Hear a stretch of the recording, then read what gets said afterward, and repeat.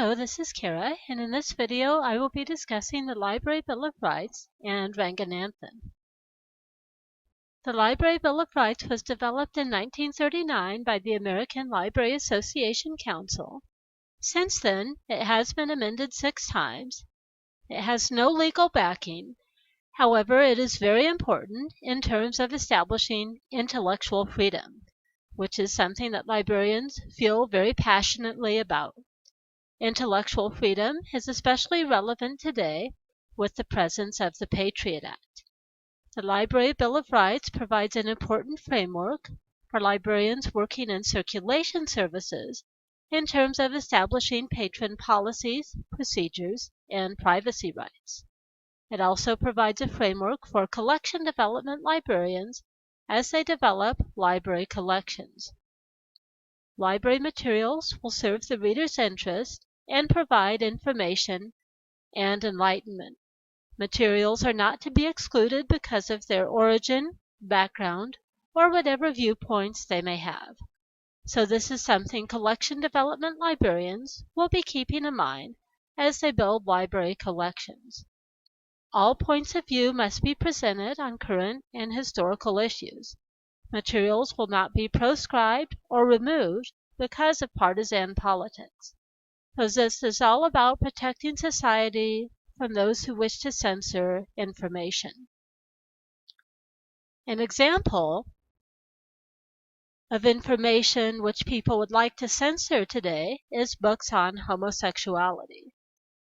Censorship will be challenged in order to provide information and enlightenment. One of the ways in which this is done is through the American Library Association's sponsorship of the Freedom to Read. The Freedom to Read calls our attention to books which used to be censored, which we are now free to enjoy. In fact, many of these books are now regarded as classic literature. Librarians will cooperate with individuals and groups who are concerned with free access to information. So they will work with people who are fighting against those who want censorship and want to remove library materials. People cannot be denied library usage because of their origin, age, background, or views. And this is especially relevant when you work at the desk. You might have a patron who approaches, says, "I don't like the looks of such and such, they look homeless, they shouldn't be allowed to use the library." Well, this isn't relevant as long as they are complying with library policies and are well behaved.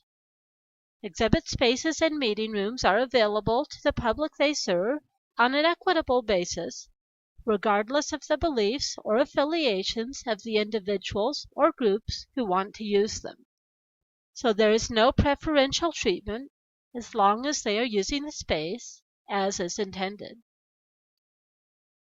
And now here is an image of a banned book.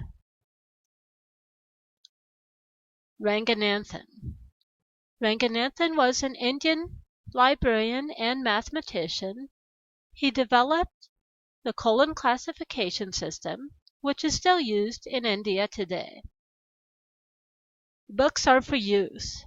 Ranganathan was reacting to the days when libraries were focused on storage and preservation. He focused his attention on access-related issues, which included the library location and loan policies, to name but a few. He believed that books should not be shut away from their users. Every reader his or her book. Every community member needs access to library materials.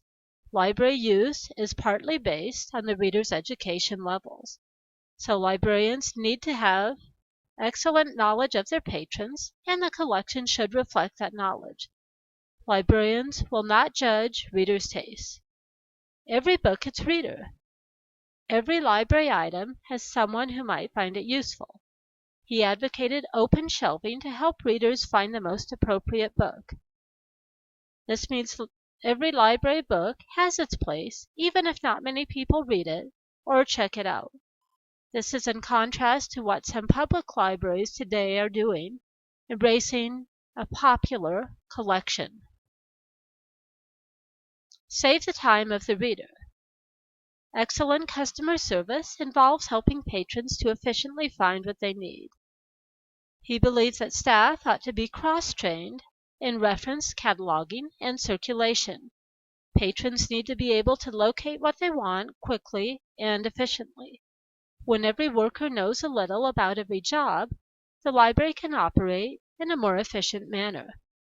The library is a growing organism. The library as an organism needs to grow in its collection staff and patron use. In turn, this would involve changes in the building, reading areas, and shelving. Libraries are continually changing, and they should never be static in their outlook. Everything must be updated over time. And you can see how appropriate this is with all of the changes in the physical space that are occurring here at the College Hill Library. Thanks for watching my video. There is a quiz.